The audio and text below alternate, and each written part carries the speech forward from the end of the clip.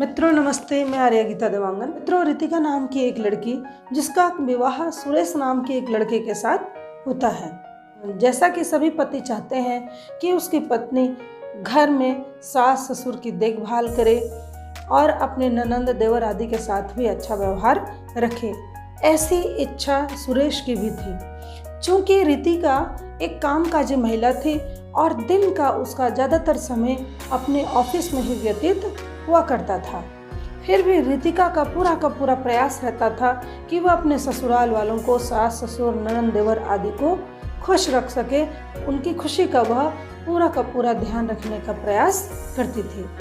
रितिका के इस व्यवहार से उसके ससुराल के सभी लोग बहुत खुश थे और बहुत संतुष्ट थे।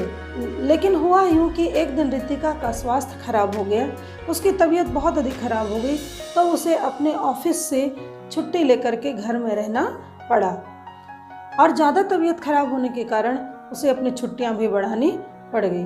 तबीयत खराब होने के कारण वह घर के कामों को भी नहीं कर पाती थी या उसके अंदर से ही इच्छा नहीं हो पा रही थी। क्योंकि ससुराल के सभी लोगों को रितिका की आदत हो गई थी, इसीलिए रितिका के बीमार पड़ने से सभी के सभी बहुत अधिक प्रभावित हुए। और एक दिन तो सुरेश ने रितिका से कह ही दिया कि तुम्हारी इतनी भी तबीयत खराब नहीं है कि घर के तुम छोटे मोटे कामों को न कर सको। सुरेश के इस रुखे व्यवहार से रितिका बहुत आहत होती है और उसके मन में एक प्रश्न उठता है, क्या इस घर में मेरी इज्जत तभी तक है जब तक कि मैं उनके काम आऊँ, या फिर मुझे इस घर के लोग तभी तक पसंद करेंगे जब तक मैं इस घर में रह करके उनके कामों को करते रहूं या अपने कामों को करते रहूं।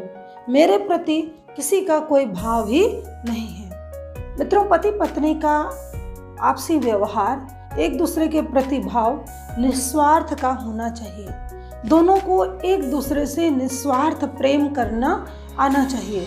इस निस्वार्थ प्रेम के कारण ही दोनों एक दूसरे के सुख और दुख को अच्छे से समझ सकते हैं। निस्वार्थ का मतलब होता है जहां अपने लाभ हानि की चिंता को छोड़ करके एक दूसरे की भावनाओं की कद्र करना। दूसरे शब्दों में कहें तो निस्वार्थ का मतलब होता है निस्वार्थ, अर्थात निहित स्वार्थ। अपने निहित स्वार्थों को छोड़ देना, अपने लाभ को छोड़ देना, अपने हित की बातों को छोड़ देना और सामने वाले की भावनाओं को समझना या फिर पति या पत्नी की भावनाओं को महत्व देना, यह होता है निस्वार्थ। और प्रेम का अर्थ होता है त्याग और समर्पण। मित्रों, इस मानव जाति के विकास का आधार ही प्रेम है।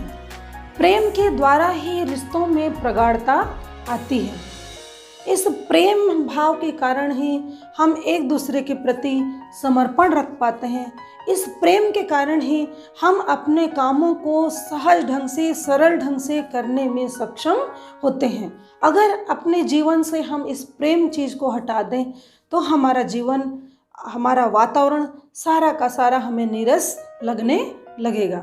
इसीलिए पति और पत्नी को एक दूसरे से निस्वार्थ प्रेम करना चाहिए। अगर पति पत्नी का प्रेम निस्वार्थ होता है तो गृहस्थ के सारे कार्य हमें सुखद लगने लगते हैं।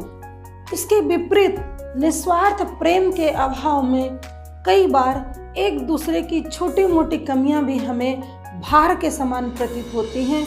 एक दूसरे की छोटी मोटी कमियों को हम झेलना भी नहीं चाहते हैं। लेकिन मित्रों, यह निस्वार्थ प्रेम तभी संभव है जब हमारा जीवन का लक्ष्य ऊंचा होगा, जब हमारा लक्ष्य कुछ बड़ा होगा।